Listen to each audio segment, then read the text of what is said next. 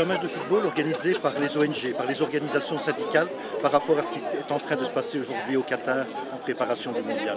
En gros, pour se faire une idée des conditions des travailleurs salariés au Qatar, il faut savoir que c'est un pays où il y a 250 000 Qataris. Les travailleurs aujourd'hui, c'est 1 200 000 immigrés. Eh bien, ce 1 200 000 immigrés n'ont quasi aucun droit. Ce sont des esclaves. Aujourd'hui, ils gagnent en moyenne dans la construction aux alentours de 180 € par mois. C'est tout ce qu'ils touchent. Alors qu'un travailleur qatari gagne à peu près 7 000 €, 7 000 $ plutôt. Ça, c'est important. Ils travaillent aussi avec des conventions de parrainage, c'est-à-dire que les entreprises qui les prennent ont tout droit sur eux, y compris le droit de garder leur passeport. Ça veut dire qu'il n'est pas question pour eux de changer d'employeur. Il n'est pas question pour eux de pouvoir quitter le pays. Ce sont des esclaves modernes.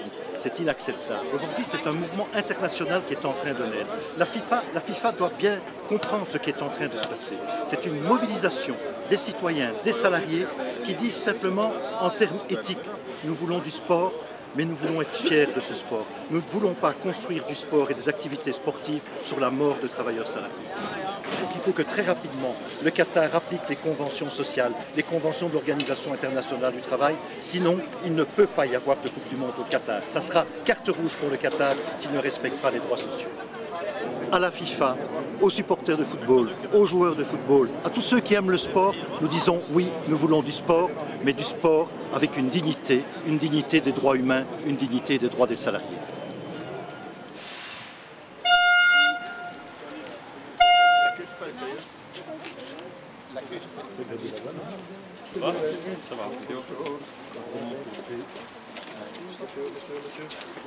We zijn voor het voetbal, maar we willen dat het in faire omstandigheden kan verlopen en dat de werknemers beschermd zijn zoals dat moet, ook in Qatar.